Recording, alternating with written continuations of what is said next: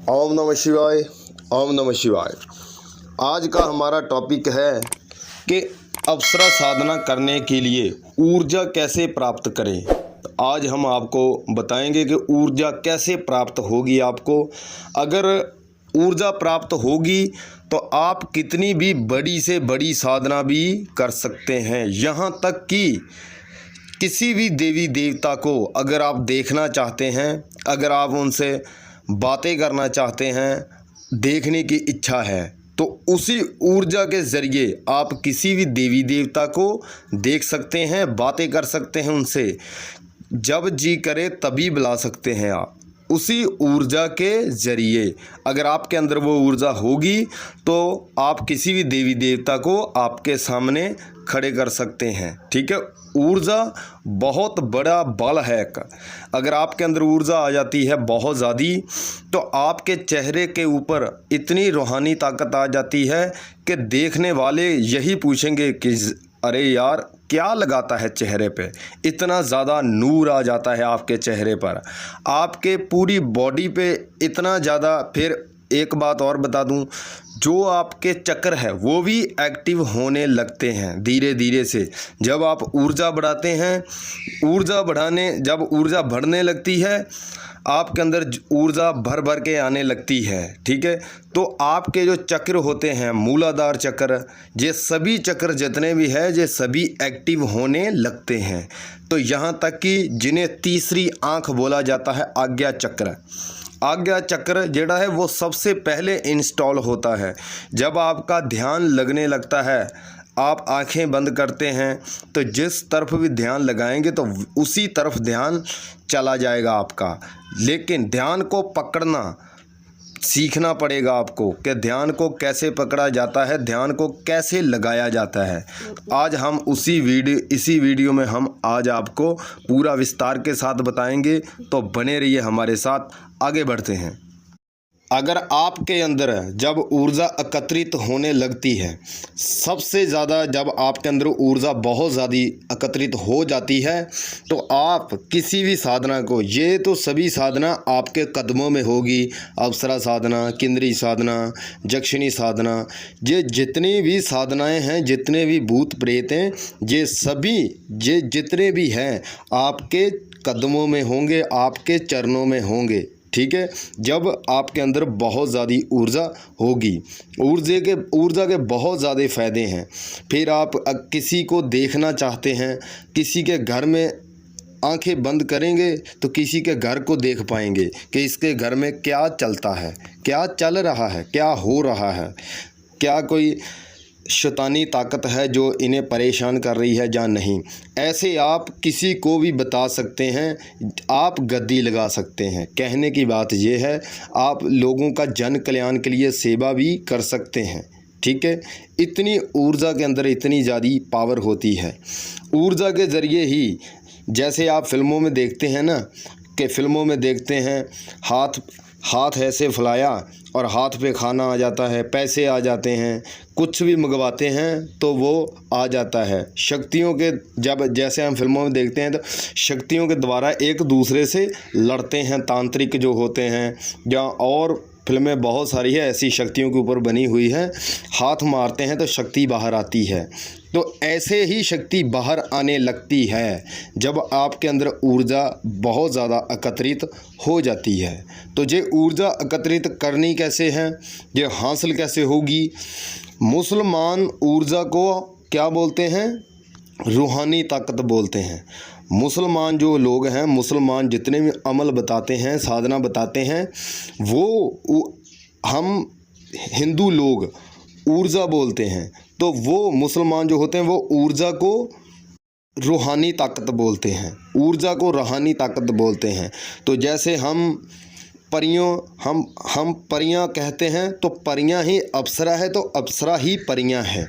हमारे हिंदू शास्त्रों में जो अप्सरा है, वो मुसलमान जो लोग हैं वो अप्सरा को परियां कहते हैं। ऐसे है, तो जैसे भी कोई बुलाएगा वैसे ही आती है। अगर आप परी की साधना करेंगे तो अप्सरा परी बनकर ही आपके सामने हाजिर हो जाएगी। इतनी शक्ति होती है उनके अंदर। तो जब ऊर्जा की बात है, ऊर्जा कैसे प्राप्त करेंगे, सबसे पहले आपने अनुष्ठान लेना है। अनुष्ठान लेंगे वो आपके ऊपर निर्भर करता है, 21 दिन का ले सकते हैं, 41 दिन का ले सकते हैं। आखिर में 41 दिन का है। 41 दिन के अंदर आपने 1.25 लाख से ऊपर मंत्र जाप करना होता है। 41 दिन के अंदर 1.25 लाख से ऊपर आपने मंत्र जाप करना है। जब मंत्र जाप आपका 1.25 लाख से ऊपर हो जाता है तो आप साधना करने के लिए बिल्कुल तैयार हो जाते हैं, रेडी हो जाते हैं। अनुष्ठान लेंगे, कितने दिन का लेंगे? 41 दिन का लेंगे, 21 दिन का लेंगे, इनसे जितने दिन का मर्जी ले लीजिए। आपने 41 दिन का अनुष्ठान लेना है। उसके बाद आपने संकल्प लेना है। जब आपने संकल्प ले लिया तो संकल्प में सभी बातें आपने बता देनी है कि ऐसे ऐसे मैं ऊर्जा प्राप्त करने जा रहा हूँ, आप मेरी मदद कीजिए और रक्षा भी कीजिए। जब आप मंत्र वो आपके ऊपर निर्भर करता है मंत्र कौन सा लेना है। मंत्र आप कृष्ण भगवान जी का ले सकते हैं, शिव जी महाराज जी का ले सकते हैं, किसी भी देवी देवता का मंत्र ले सकते हैं। लेकिन जब एक बार आपने मंत्र ले लिया तो वो आपका मूल मंत्र बन जाएगा।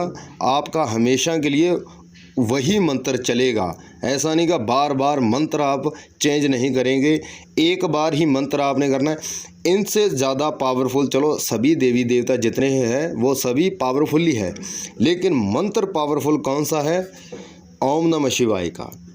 आपने 5 माला रात को करनी है और 5 माला सुबह करनी है।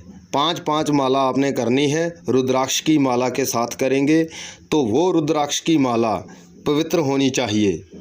उस माला को आपने एक बार शुद्ध कर लेना है, ठीक है। उसके बाद आपने संकल्प लेना है।